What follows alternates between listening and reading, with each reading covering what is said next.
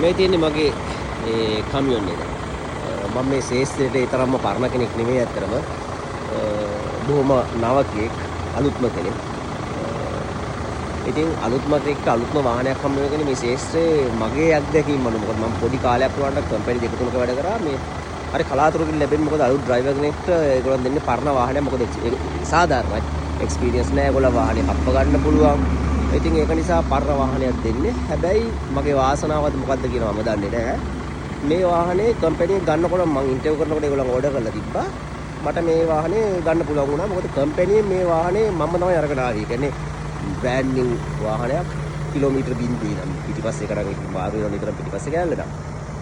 ඉතින් පිටිපස්සේ එකක් කෑල්ලත් එක බලද්දී ඕක තමයි කතන්දරේ. ඉතින් මේක ඉවෙකෝ එකක් මම ඇත්තට කැමති වාහනයක් ඉවෙකෝ කියන්නේ මොකද මට සමහරට මම අතහුරු වෙච්ච වාහනේ හඳ වෙන්නේ නැති මම ඉවෙකෝකට හරි ආසයි ආදරේ මට ඒක ලේසි පහසුයි ඒක නිසා වෙන්නේ මම ඉවෙකෝකට ආස මම අනිත් වාහනත් එනවල තියෙනවා ස්කානියා එක මම එනවල නැහැ ඒක මම දන්නේ නැහැ හුඟක් හැබැයි මේ ඉවෙකෝ අලුත් එකට හුඟක් කට්ටිය කැමති නැහැ මෙන්න මේ සයිඩ් කර්නාඩි ප්‍රශ්නයක් තියෙනවා මොකද සයිඩ් කර්නාඩි නැහැ මේකේ තියෙන ඇත්තටම කැමරා ඇතුලේ තියෙන හන්ද අර හුරු නැති හන්ද ප්‍රශ්නයක් තියෙනවා මම දන්නේ මට නම් ඒකේ ප්‍රශ්නයක් තිබ්බේ නැහැ මම කැමතියි මේකට මේක තමයි වාහනේ එළිය. මේක අනික ඉඩ පහසු හොඳට තියෙනවා. මේ මෙතන අපිට බඩු ගන්න මේ පැත්තේ ප්ලාස්ටික් තියෙනවා. මෙතන යට එකක් තියෙනවා. ඒ වගේ මේක හැපැත්තේ තියෙනවා. ඒකට ඇතුළ වැළුවොත් ඇතුළ අපි සාමාන්‍යයෙන් ඇතුළට සපත්තු දාගන්නවත් යන්නේ නැහැ. මම නෙමෙයි කවුරුත්. එහෙම තමයි මේකේ කැමිනිස්ට්ලා එහෙම තමයි. මේස් දෙක දාගෙන තමයි වෙනවනේ. සපත්තු දාගන්නවත් යන්නේ නැහැ. ඉතින් ඇතුළ ගත්තොත් මෙහෙමයි මේ වගේ ලාච්චු ගොඩක් තියෙනවා. අපිට බඩු ගොඩක් දාගන්න. මේ තාම ඉටිකොලවත් කල්ලා නැහැ. ඇත්තටම මෙහෙනම් ඉටිකොල ටික මම කඩා ගත්තා. මේක උඩ ඇඳක් තියනවා දෙන්නෙක් යනවා නා. මෙතන යට ඇඳ මෙහෙම තියෙනවා. එතකොට මම මේ කුණු දාන්න තමයි බෑග් එකේ දෙන්නේ. ඒක වැඩි වුණ විසික් කරලා දානවා. මේක ක්ලීන් කරලා තියෙන්නේ. නැත්නම් ජරාවට තියන්නේ නැහැ සාමාන්‍යයෙන්. මේක හදාගන්න මෙහෙම තියෙනවා. එතකොට මේකේ ලාච්චු දෙකක් තියෙනවා. ෆ්‍රිජ් එක තියෙනවා. මේ තියෙන්නේ ෆ්‍රිජ් එක. ෆ්‍රිජ් එකේ අපිට ඕන විදිහට කැම ටික අර මේ දාගන්න පුළුවන්. ඊට අමතරව තව එකක් තියෙනවා අපිට මේ මම ඔය නිකන් වියලි මොන හරි අර මේ දාගෙන තියෙන ඔය කැම් බීම තේ ටිකක් හදාගන්න කෝපි ටිකක් හදාගන්න අනම්මනම් ඒව දාගෙන තියෙන තරක් නැදි ගෑරපු ඒවා දාලා තියෙන තර. වාහනේ ගෙන ගත්තොත් එතකොට මේකේ මාර හොඳ මේක නෙවිගතෝරේ විතරක් නෙවෙයි අපිට ටැබ් එක වගේ ෆෝන් එක මේකට කනෙක්ට් කරලා හරි ලොකර හරි අපිට මේක යූස් කරන්න පුළුවන්. මේක සෑහෙන්න වටනවා තනියෙන් රෑක එළියේ ඉන්න කෙනෙක්ට. ඩෑෂ්බෝඩ් එක ගත්තොත් මේක ලස්සන ඩෑෂ්බෝඩ් එකක් ලස්සනයි හැමදේම මේවා කරනවා. මේ හැමදේම අපිට පෙන්නු කරනවා අර පරණ වාහනයකට වඩා දේවල් මේකේ පෙන්නනවා. ඔය මේක තමයි අර සයිඩ් කන්නාඩි දෙක වෙනකොට තියෙන කැමරා වලට ඒවා කරලා තියෙන්නේ.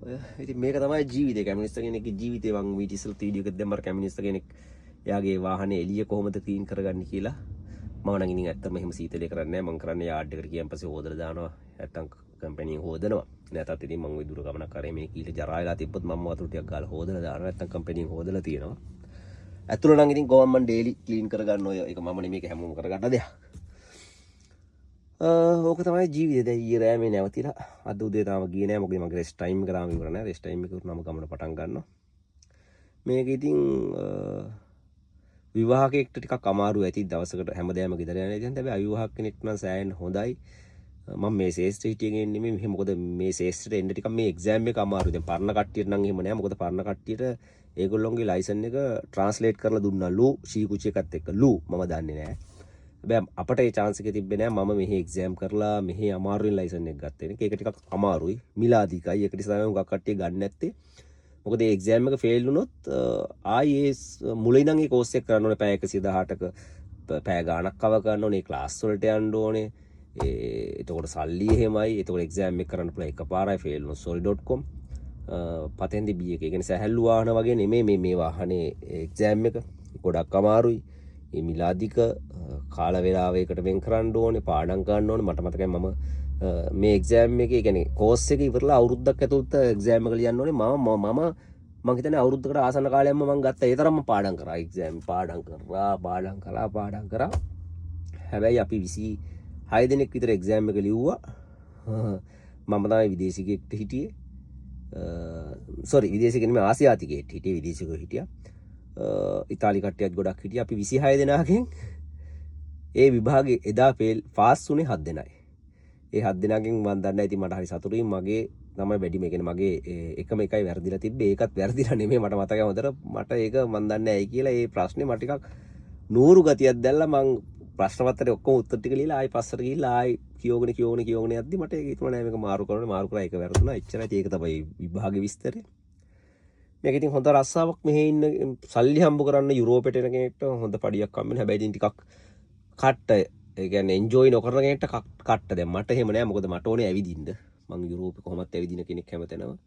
ඉතින් මේ රස්සාවේ ඇවිද මට මේක කරන්න පුළුවන්. මම නම් හරි සතුටින් කරනවා. මේක සතුටින් කරන්න පුළුවන් රස්සාවක්. අර විවාහකයට ප්‍රශ්නේ තමන්ගේ දරුවෝ බින්ද බලන්න යන්න බෑ හැමදාම ඒ ප්‍රශ්නේ තියෙනවා. ඉතින් මට ඒ ප්‍රශ්න නැති හන්ද මම නම් ඉතින් ඇවිද මේ රස්සාව කරනවා. ඔක තමයි කැමියන් එකේ සරල විස්තරය.